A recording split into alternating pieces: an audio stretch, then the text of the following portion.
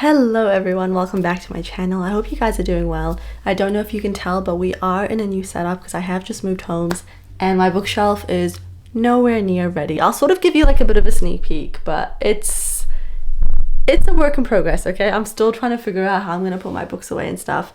But anyways, today we are going to be using, let me just make this look a bit nicer. Can you see? Today's video is going to be letting this little TBR jar choose the books that I'm going to be reading in the next month. I think we should just crack into it. So without further ado, let's choose the first book I'm going to be reading. I'm not too sure how long it's been since I've refreshed my TBR jar. I feel like I did it a couple months ago, but who knows. A book set in New York City. Why do I feel like I've done this one recently? But I love this prompt. I love books set in New York City. I don't really know if I have any though. I don't think I do have any set in New York. No. Like a lot of mine are fantasy, so they're set in God knows where. Where is this one set? Let's Google. I really want to read this book, so I hope this is set in New York, but I don't feel like it is. There is Deep Cuts by Holly Brickley. Set. No. So the narrative spans from UC Berkeley to the Columbia campus, then to clubs in San Francisco and bars in Brooklyn, New York City. So we could do this. I've been really looking forward to reading this one. I've been craving a literary fiction, and this one revolves around music. So from what I know about it, let's read the back. I always try to sort of like just start talking about it, but I don't even know.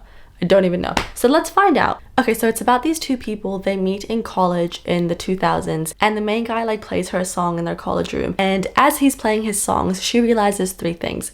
One, she is watching a star in the making. Number two, that she can shape his music into something extraordinary. And number three, that she will always be on the sidelines. But that's okay, she swallows her jealousy and throws herself into collaboration, transforming Joe's songs into indie hits with blistering critiques. But there is an undercurrent to the music they're making, something undeniably electric and something that feels a bit like love. And as he steps into the spotlight, can she bear to watch in silence? And can he exist there without her? I just think this sounds like such a great book. I love literary fictions, especially ones that have to do with friendship and romance, and especially ones that are sort of like, I wouldn't say this is really coming of age, but I like ones that start with the characters being a little bit younger and then them sort of like growing up together through their formative years. That's what I'm hoping this one is. So yeah, this one just sounds like a great time. So we're gonna go with Deep Cuts by Holly Brickley as our first choice. Oh my god, this bow. Number two. A book you think will make you cry. I love crying.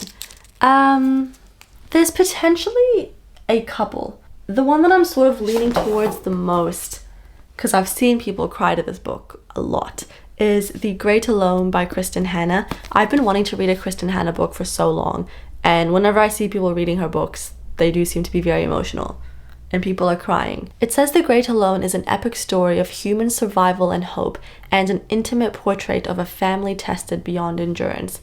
I always get very emotional in like family stories and like ones where like families suffer and have to endure a lot. Like I find that, oh, it's set in 1974. This is a story of love, family, unbreakable bonds, bravery, and hope.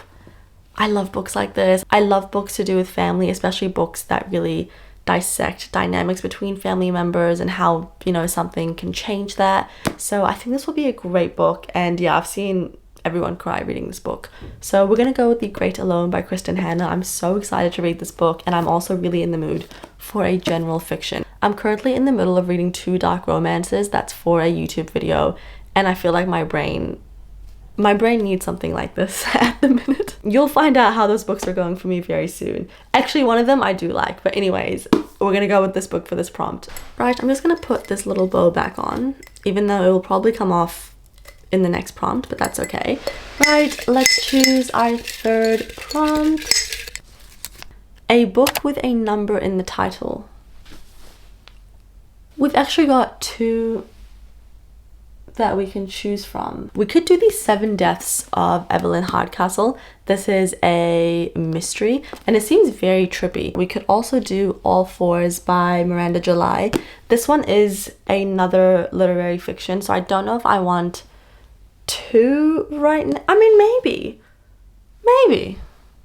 I don't know. But we could also do the 7 Deaths of Evelyn Hardcastle, which is a mystery. This could be fun. I think I want something that kind of keeps me on the edge of my seat. It says, prepare to have your brain fried and your mind blown. I have seen some comments saying that this book was quite confusing, so I hope it's not too confusing where I'm like, what the hell is going on for the entirety of the book? You know, like, I don't mind being confused, but not when the whole book is confusing. If you've read this book, please let me know if it was good or not. But I feel like I'm in the mood for something like this. And then we've got a few different genres going on, which is always a good time. So yeah, we're gonna go with this book. Should I tell you what it's about? I'll briefly tell you what it's about. So at a party thrown by her parents, Evelyn Hardcastle will be killed again. She's been murdered hundreds of times, and each day, Aidan Bishop is too late to save her. The only way to break this cycle is to identify Evelyn's killer. But every time the day begins again, Aidan wakes in the body of a different guest, and someone is desperate to stop him. I feel like this is going to be so trippy. Also, the synopsis of this really reminds me of this book, Our Infinite Fates. Completely different genre, but they do actually have quite a similar concept.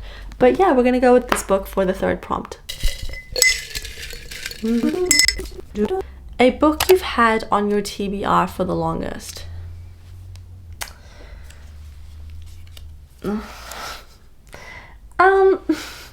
Truthfully, it is, I believe, House of Earth and Blood by Sarah J. Maas. She's very chunky. I do love Sarah J. Maas. Like, I love Throne of Glass and I love ACOTAR. But I don't know if I'm gonna love this series, and I don't know if I'm really in the mood to start this series right now. I know it's a lot of people's favorites, but I think because I'm not the biggest fan of urban fantasy that I'm scared I'm not gonna like it. And I have also heard that the first 200 pages of this book are very confusing, and I just don't know if I'm in the mood for that yet. So I'm not gonna do this. Please don't be mad at me. I'm not gonna do that. But then after that, what else have I had on my TBR for a long time? I feel like I've had this on my TBR for a relatively long time. Nectar of the Wicked by Ella Fields. This is a duology, a dark fae fantasy romance duology. I could do with some fantasy romance, to be honest. I think my TBR is needing a bit of fantasy romance. I don't expect this to be mind-blowing or very, different to other fantasy romances. So I'm not going into this with high expectations at all.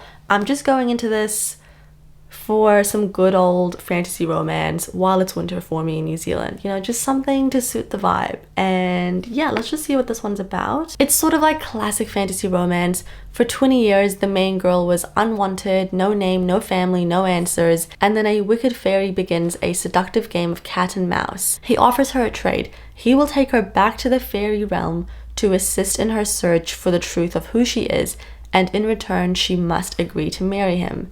So we've got marriage of convenience trope into this sort of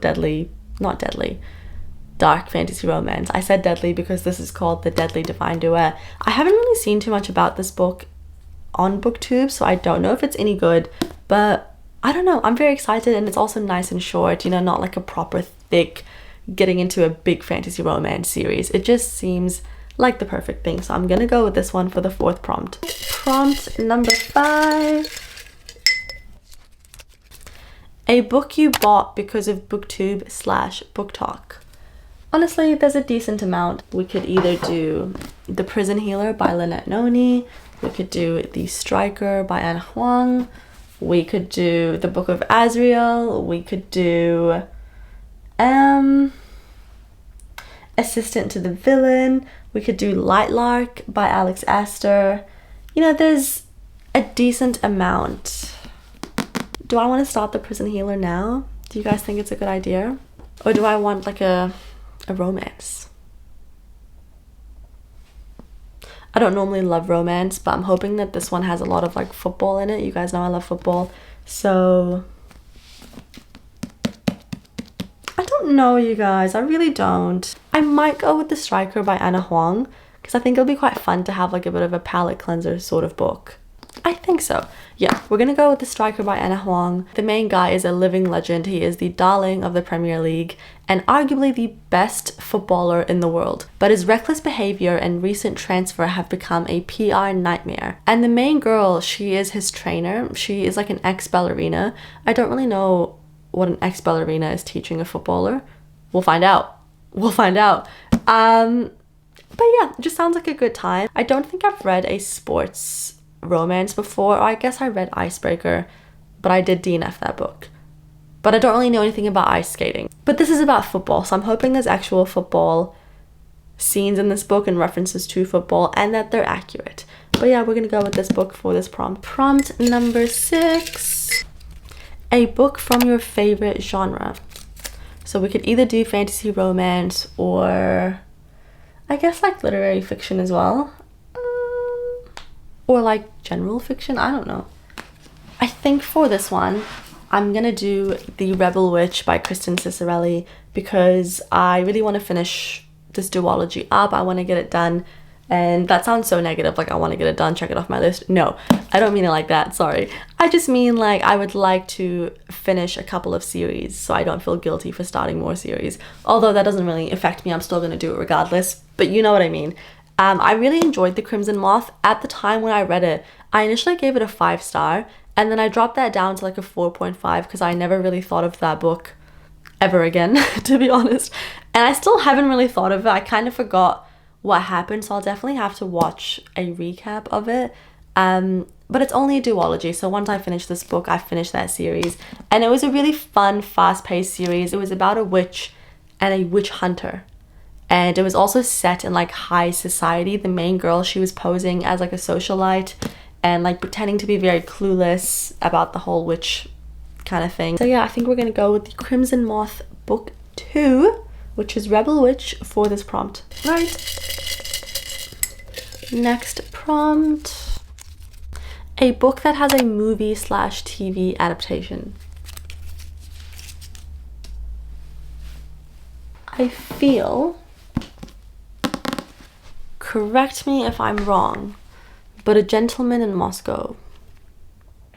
Yes. Yes, it does. Yeah, a series came out just last year.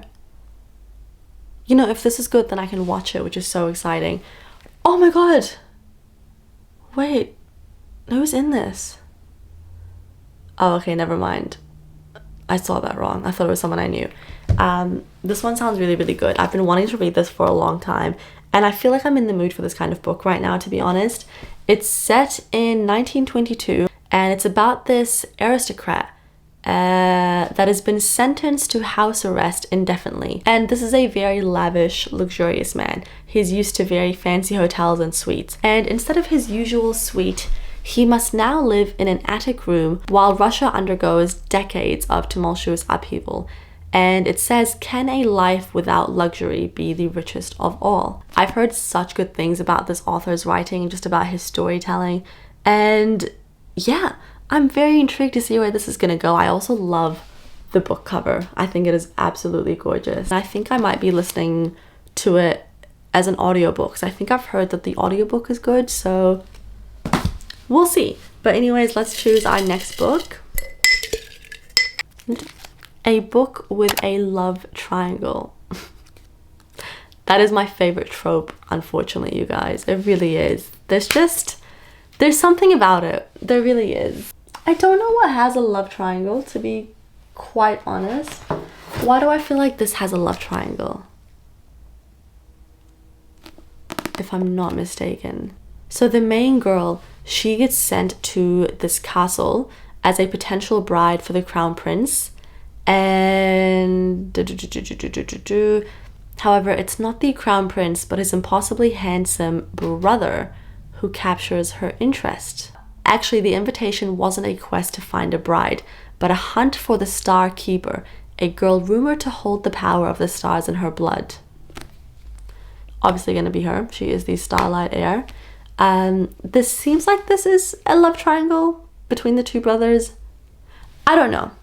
I'm gonna go with this one. I think this is a relatively new book, and I didn't really see anything about this online until very recently. I picked it up when I was in the bookstore purely because the cover intrigued me, and it was very floppy, and the back of it also sounded super interesting. So yeah, we're gonna go with this book for this prompt. I've got 8 books here, and they're pretty decent sized books, so I don't want to have too many books on my TBR, and I think I'll probably only end up reading like 6-7 books this month, so there's plenty of options to choose from. But then it also means I can read a book on my Kindle from Kindle Unlimited or something, so I don't know what that will be yet. I'll sort of decide as I'm figuring it out. That is my TBR for July. It's looking stacked, it's looking good. We've got 3 fantasy romances, 1 mystery, we've got 1 literary fiction, 2 general fiction. This is more like historical fiction, and we've also got a sports romance, so lots of fun variety for me to choose from. And yeah, thank you so much for watching. I will see you guys in the next one. Bye!